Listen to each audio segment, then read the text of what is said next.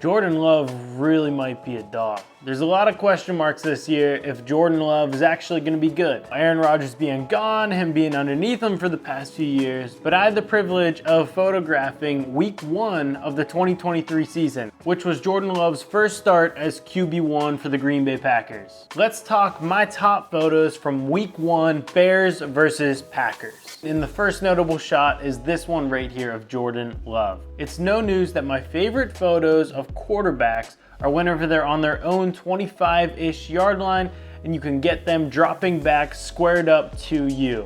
The only thing that can make this one better is if he was actually throwing, which we'll see down the line. His tongue being out, showing focus. And then a little editing technique that I did was I separated him from the background and I dehazed the background a little bit to make everything a little bit more faded. This is a tool in Lightroom, really just selecting the subject and then selecting the inverse of the subject and editing them separately. An idea I had for this game was to get tight close-ups on players' faces. This isn't necessarily as tight as I wanted to go, but this shot of Justin Fields putting on his helmet was really right place, right time. I believe this was right after he was done stretching, got up and was putting his helmet on. I was right there, locked focus, and you see the drive on his face while he's putting the helmet on. I really think the cherry on top for this is the fact that he has the visor. The reflection of the visor showing those weird rainbow of colors is really just something that you can't plan. So it's expected, and it's also a great feeling whenever you capture the game moments from the best perspective that you can. This probably was the second best perspective.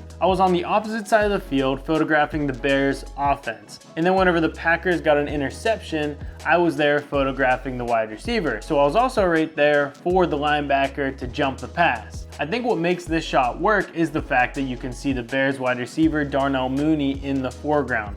It shows what's actually happening.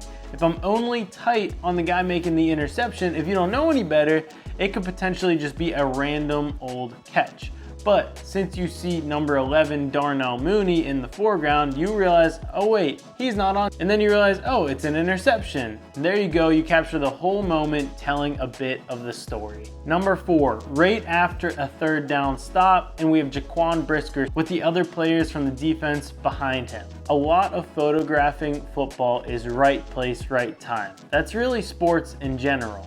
Right here, being ready to go after the play. I could have easily set my camera down, but I'm still tracking Jaquan Brisker to try and get some kind of celebration. I really think the cherry on top with this shot is the fact that there's a little bit of foreground blur from somebody standing right in front of me. If you look at the raw photos a couple frames more, I ended up just shooting into somebody that was right in front of me. So I just got totally blocked, but right here, it worked. So get the shots when you can, but there are a lot of people on the sidelines that are gonna get in your way. You gotta make the best of it, and you gotta realize you're not the only one there.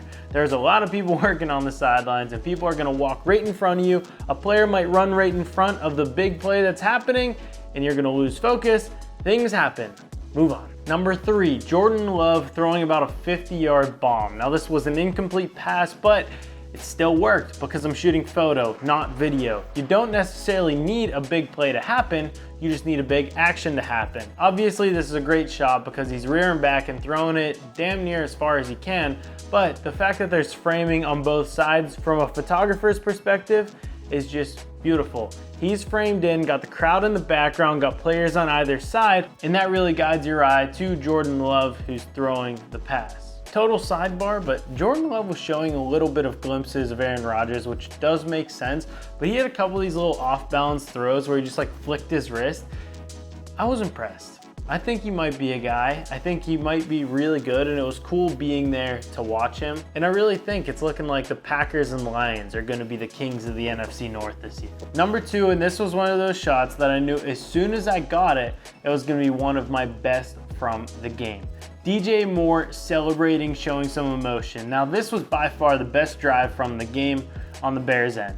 They weren't working with a whole lot, but this drive, DJ Moore got a few targets. Crowd was going crazy. He was all hyped up. I believe he got to like the 2-yard line on this specific play, flexing, right place, right time, and really just holding down the shutter, seeing him flex. And I cropped in a little bit on this one, but I do think there's something to seeing the opposing player in the background. You got high celebration, and then you got a little bit of down, like, oh man, we messed up in the background. Tells the story a little bit better than just a solo emotion. Now, before we go to number one, please subscribe, like this video. Helps me a ton, means nothing to you, but I really appreciate it. Jaire Alexander last year was the best shot that I think I got from the Packers game, and now once again, here he is. He's got a good personality, makes my life easy. Ended up getting a video of him during post-game, celebrating a little bit.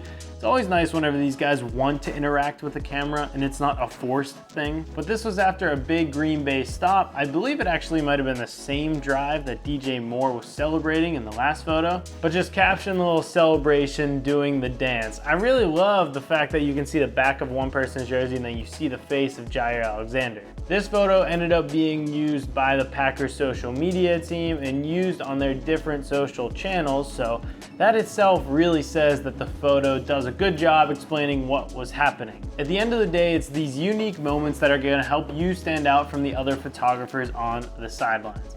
Everybody's capturing the big moments. Everybody's capturing the things that they are supposed to be capturing. But how can you separate yourself?